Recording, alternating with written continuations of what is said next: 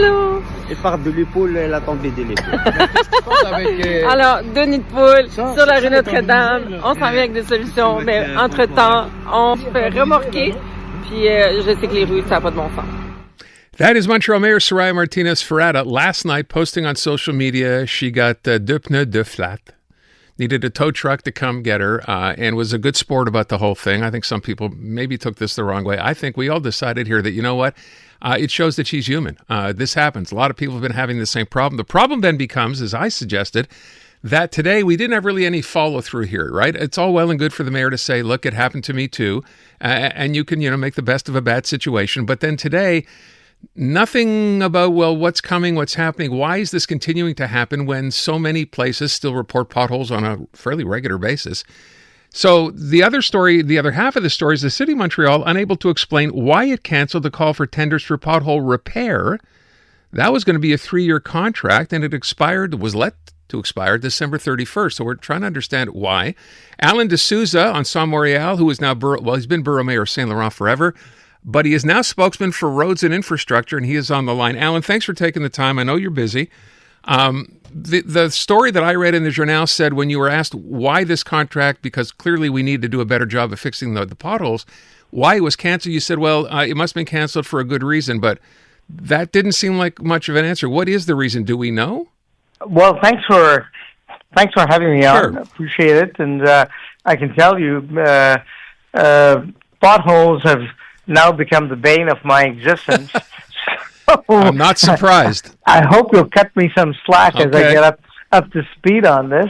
That being said, the City of Montreal administratively went twice last year, one in August and once in November, with a view to being able to seek out qualified bidders to be able to support the boroughs in their efforts to repair potholes. In both cases, the qualifiers or the people who submitted did not qualify, did not meet the specs. In one case, one of the specs was that potholes could be filled in less than -5, and none of the bidders were able to assure that. So in each case, these cancellation of the calls for tenders didn't even get to the political level where we could award a contract because the bidders in question did not qualify to be able to do the work. And that's why we are in January and coming through Jan to February, knowing full well that our blue-collar workers are doing and will continue to do it, but to back them up, we want to be able to go a bit further, and we'll be having some news in the next couple of days. Well, let me ask the question then, if that's the case, if they didn't fulfill the requirements, in the bid, had those same requirements been met in previous years? I mean, the idea would be that this company, I think, had done that work before. Why did the requirements change? Well, the requirements stayed the same, but again, in the first occasion, we got 2 bidders, and the 2 bidders were not able to qualify. Now, I don't have the names of the 2 bidders to say if it was the same company who actually has the contract, and I wouldn't want to be going there just to make sure that everyone gets a fair chance at awarding the contract. But if they do not meet the specs the first time around, we definitely look at our bids and think, are we being too harsh? Are we being too insistent on requiring this, and how can we loosen up to make sure we get qualified bidders? That happened the second time, and even then, the bidders whiffed. Because I'm looking here, the Journal story says that the canceled contract was with a company. They named the company Environment NRJ Incorporated. I'm assuming then, by virtue of that this company had done business with the city before, yet this administration chose not to do business with them going forward. So the question then becomes, and that's obviously your prerogative, but in the meantime, we have more and more potholes every day, Alan, and of course the question people are asking is, why is it taking so long to get this done? So beyond this contract, what's the answer to that question? Well, I guess there's 3 elements to what's being done. One is to make sure that our blue-collar workers and local boroughs are responsible for pothole maintenance, and I think that hasn't stopped. In January, they got hit, as you may remember, with a triple whammy. The first was the ice on the sidewalks, the second one was snow, and the third thing was potholes. And of the 3, they prioritized the ice on the sidewalk to avoid filling up hospitals, to make sure people weren't slip sliding away. Second was the snow that had to be plowed, and so the blue-collar workers were deployed there. But after that, they came back full swing and were beginning to do as much of the potholes as they can. What we are trying to do is try to make sure that they have support. We know that pothole season is not just in January. In fact, we were surprised by getting potholes in Jan, but pothole season is coming up. It's in March. It's going to be in April. That's when the weather fluctuates between cold and warm, and that's when water fills the crevices, expands, and creates the potholes.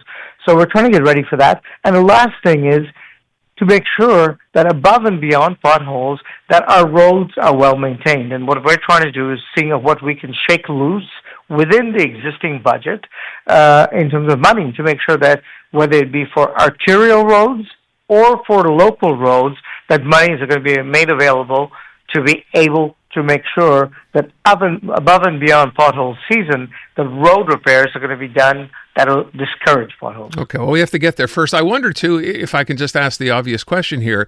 I had read that, and I don't want to, lay blame if there's none to lay here. There's equipment that apparently wasn't working. You discovered this, and as I said, you've only been in power now at Ensemble, as running the city since really the middle of November. Did you discover when you got in that some of the stuff that had been there that should have been ready wasn't ready? And where does the blame for that lay? Well, it would be tempting and too easy for me to say that, look, it was the fault of the previous administration. In normal terms, what happens is that after the winter season is over, all the equipment is repaired. And unfortunately, the equipment that were used for potholes were not in a state of functional ability. They were in disrepair. There were 3 of them, and none of them were available to be used. I can easily point fingers. I'd rather not. At the same time, I would have hoped that the 2 efforts made to get contracts in place would have paid fruit, and this would have been fruitful, would have given some results, and in this case, unfortunately, it didn't. Okay. So that's why the egg is broken. We've got to make an omelet out of it. And what I'm trying to do is to make sure that at least we can get our house in order, our act together, to make sure that we're ready for the upcoming season. Is our act together now? Can people expect this stuff is going to get done quicker rather than... Well, I think you're going to see some movement on this in the next few days. Okay. And I can only be hopeful that it's going to be positive. In the next little while, the next month, we will be not just working on making sure money's available, but also making sure that our teams are ready to go, and hopefully we'll hit the ground running. No, not in potholes, mind you. Hit the ground running in a positive way to make sure that the upcoming season is going to be okay. You sure you want this file, Alan? I've thought about it long and hard, and it seems, the Chinese have a saying. They say, be careful what you might ask for. Yeah. You might actually get it. So I don't think I'm going to come out of this unscathed. I'll have lots of scars to show for it. You should have taken Parks and Recreation. Alan DeSousa, the mayor of Saint-Laurent, and the point person now, of course, at Ensemble Montreal for the potholes and roads. Alan, I wish you luck. I appreciate the time. Thank you so much. I'm Dylan Playfair. And I'm Tyler Smith. We're putting loneliness in the penalty box by talking to some of our favorite athletes about the importance of friendship. This is Bromance. Bromance is brought to you by Charm Diamond Centers, proudly Canadian-owned and operated. Charm has been part of your love stories and bromances for over 50 years. And you can find Bromance on the iHeartRadio network or wherever you get your podcasts.